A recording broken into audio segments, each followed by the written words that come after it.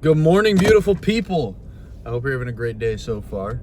Today, I want to talk about recomping, everyone's favorite topic, building muscle and losing fat at the same time. How do we do it? How much how do we optimize it, right? So, how do we lose the maximum amount of fat and build the maximum amount of muscle at the same time? Well, first things first, we have to decide. I guess it depends on your priorities, right? So not everyone is going to want to be losing as much fat because you're probably going to have to sacrifice one for the other. They're sort of conflicting goals. So if your goal is to just build as much muscle as possible and very slowly decrease your body fat over time, then you can just eat right at your maintenance calories. If you don't know your maintenance calories, obviously that's the first thing you have to do. The number you get from a calculator is just that, a number. It's a guesstimate. It's not going to be based on anything other than a formula, and that formula is going to be less accurate if you don't give it your body fat percentage. And most of you don't know your body fat percentage, so I would not give it your body fat percentage because you're probably going to give it a number that's too low. Anyways, whatever number gets spit out of whatever calculator you use, ideally it's mine, but you are now going to eat at that amount of calories for a week at least, ideally 2, and see what happens to your weight. There are natural fluctuations due to things like fiber and water and waste, but these are not going to be huge, right? You're not going to swing 7 or 8 pounds in a day just from these factors. It might be a couple, but that's max. Let's say the worst case scenario is you eat a ton of salt, a ton of fiber. So you eat a ton of salt throughout the whole day. You eat a ton of fiber and a big old glass of water right before you go to bed. You're probably going to wake up pretty heavy that morning. But in regards to what maintenance looks like, it's not going to be one number. It's going to be a range because of these things. So I normally say within a 3 to 5 pound range, depending on how heavy you are. If you're the heavier you are, the wider this range is going to be. But 3 to 5 pounds is a pretty good range. That's why I want to give it 2 weeks at this maintenance to see, are you really maintaining within this 3 to 5 pound range? If you are maintaining and the scale's, going up and down, then hey, good job. You found your maintenance. Now, like I said, if your goal is just to build as much muscle as possible and slowly lose body fat over time, you're good. Your steps are done. Just eat there. But if you want to lose more fat, if that is the goal, you mainly want to lose fat, but you want to be building muscle at the same time, then I would say drop your calories by 500. The reason 500 is the number to go with is that's pretty much what the data shows. Right around anywhere, once you go lower than 500, you start to lose fat-free mass. Now, it is important to note that fat-free mass is not necessarily muscle. We have ways to determine if you're losing muscle, but they're expensive. Not every study is going to put someone through an MRI to see if they're losing muscle. Most of them are going to use a DEXA scan, and it tells you what's fat and then everything else. What's fat, what's bone, what's everything else. So it's going to be water and glycogen and muscle. And we know that glycogen is just the way that your body stores carbs within your muscle. And we know that glycogen goes down as you diet. So, and water stores glycogen. Each gram of glycogen is going to bind to about 3 to 4 grams of water. So as you lose glycogen, you also lose water. This is where fat-free mass can decrease, but actual muscle can stay the same or even increase. Again, this is just the nuance when you're looking at data. But anyways, 500 calories per day. Anything below that, that is where we start to see decreases in fat-free mass. There are some outliers. We have seen up to 1,000 calorie deficits where people actually increase fat-free mass.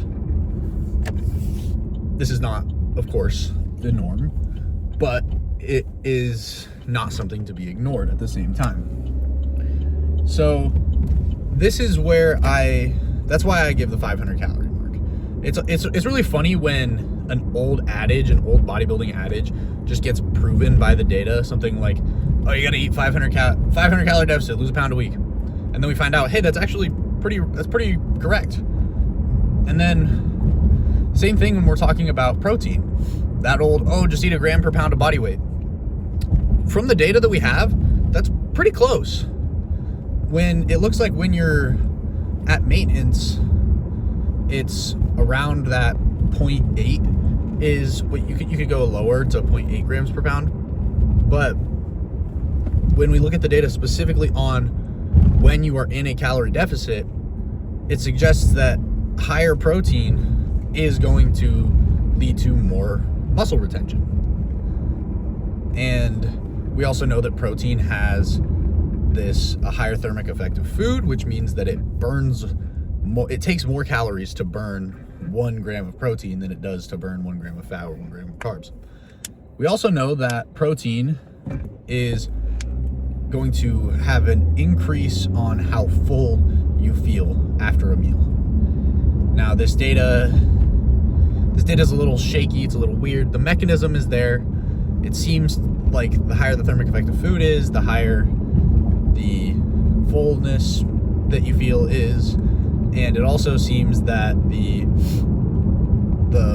less energy dense something is, the more full you feel, but that makes sense, right? Of course, you're gonna feel more full if you're eating something that's less energy dense. That means something that just has less calories per gram. So something like, you can eat a pound of lettuce for 80 calories. If you eat a pound of Twinkies, it's probably 20,000 calories. Maybe not 20,000, but it's gonna be a lot. Twinkies don't weigh that much, but they have a lot of calories. Now, so you can decide your calorie deficit. I would say 500 is my just go-to, especially because most people try to do things too fast, and your relationship with food is very important.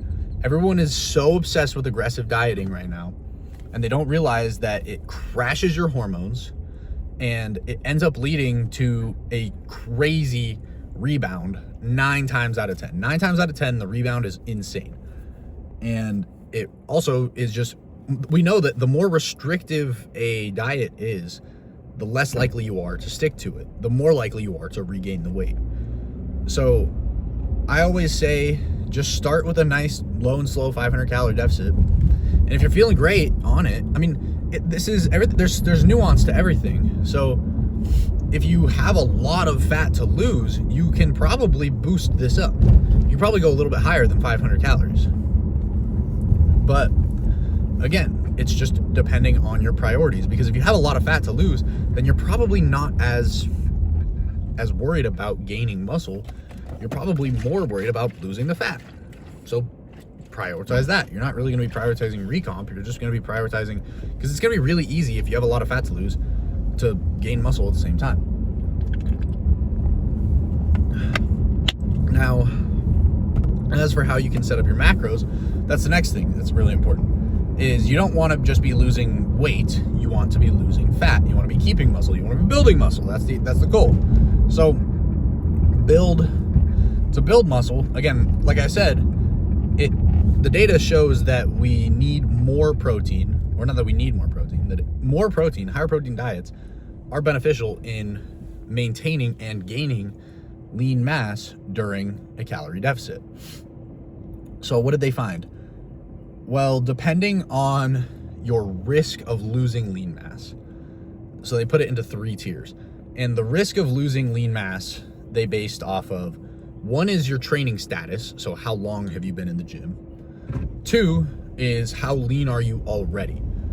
It's going to be you're at a higher risk of losing lean mass if you're already really lean. If you're trying to recomp at 12%, it's going to be a hell of a lot harder than if you're trying to recomp at 20%.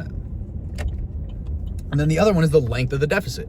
The longer you've been in a deficit, the higher the likelihood is that you're going to lose lean mass.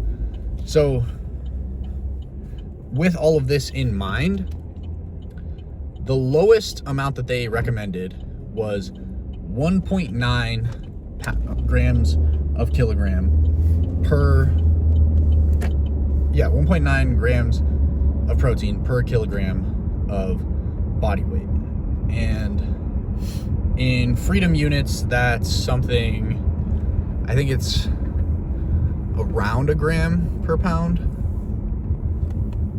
or a little bit less. Yeah, it's a little bit less, because a gram per pound would be like 2.2. But they also have a fat-free mass one, and I believe it was 2.5 grams per kilogram of fat-free mass. Don't quote me on that. You can look up the study if you really want to. It's the most recent meta-analysis on protein in a calorie deficit. I'm blanking on who did it. It starts with an A, but Eric Helms was on the paper. If you look that up, if you look up Helms protein in a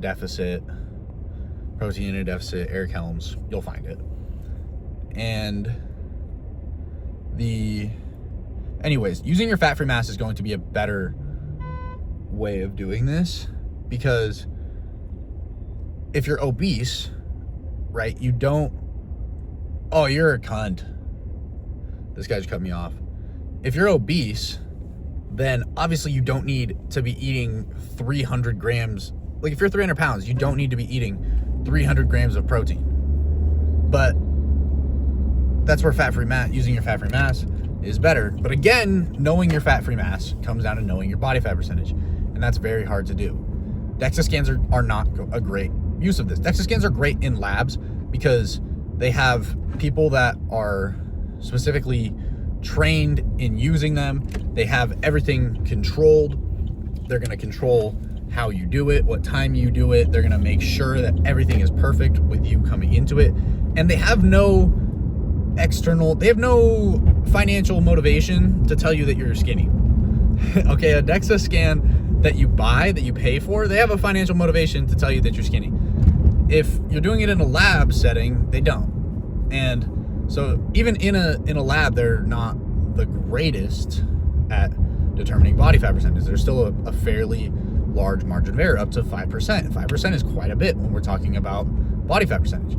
So using your fat-free mass is the best, but again, finding your body fat percentage is hard. So you can also, if you are overweight or if you're severely overweight or obese, there's a pretty easy-ish rule of thumb. You can just go with a gram of protein per centimeter of height. And that's normally pretty good. And you can even increase that a little bit. So yeah, that's a rough way to do it. But yeah, and this increases, so 1.9 grams per pound of body weight, or per kilogram of body weight, that's the floor for protein. And you want to go up from there. And protein is one of those things where we can kind of just go as high as you want. There's really no downside to it. It's not going to hurt your kidneys or whatever. It's not going to make your hair fall out, whatever myth you've heard. The only downside of increasing protein is that it takes away, those are now calories that you can't use for carbs to fuel your workout or for fats. Now, I need to touch on those. So fats, there is a floor. That's the main thing, is that there is a floor, and it's around 0.3 grams per pound of body weight. This is, again, with some nuance. It can be a little bit lower if you are a severely overweight or obese individual. That's a fairly good rule of thumb. Anytime there's something that's using body weight as a metric, If you are obese or overweight, then you can likely go a little bit lower. And the main reason is for hormone and for brain health, but I think that these are honestly way overstated. Most people are going to be fine, and I've seen it in my clients, and even with doing their blood tests, that they can go lower than this 0.3 grams per pound, some of them, and feel great and not crash their hormones. Now, importantly, we've only seen this effect in men. So if you are a man, you probably want to keep it around 0.3 grams, maybe a little bit higher. Again, monitor your blood work, monitor how you feel. Crazy. You shouldn't feel like shit the entire time that you're in a deficit. Again, especially if you're recomping. But I do tend to tell people to aim towards that lower end of fat. So that 0.3 grams per pound is normally where that's the floor, but I'm gonna be pretty close to there. So then the rest of our energy or our calories can be allocated towards carbs, because we know that having more carbs is going to be beneficial for carbs is your body's energy source. So we don't want to be going to the gym with our tank on E. So having more carbs is going to be beneficial. So you're pretty much, rule of thumb, as we finish up here, if you want to recomp, the highest, if you base it off of your priorities, if your highest priority is building muscle, just eat at your maintenance calories. You'll lose a tiny bit of weight, of fat over time. If you have if it's a bigger priority to lose weight or to lose fat, go with 500 calorie deficit. Maybe you can push it a little bit more if you really want to, but 500 calories is about as much as I would say if you're looking to still maximize muscle growth. And set your protein at 1.9 grams per kilogram. Again, that's around that 1 gram per pound of body weight. It's better to use fat-free mass. Most people can't determine it, so just go with body weight. Set your fat at 0.3 grams per pound, maybe a little bit higher, and then just dump the rest into carbs. And track your progress. Don't just track the scale. Track the scale, track your gym progress, take pictures, and do waist measurements at least. You can do more body weight or body metric measurements, but those are the 4 that I normally do, just for simplicity. Because it's honestly a pain in the ass if you to do your biceps and your triceps and your thighs and your hips and all of that. But anyways, that is how to recomp. I'll see y'all later. Peace.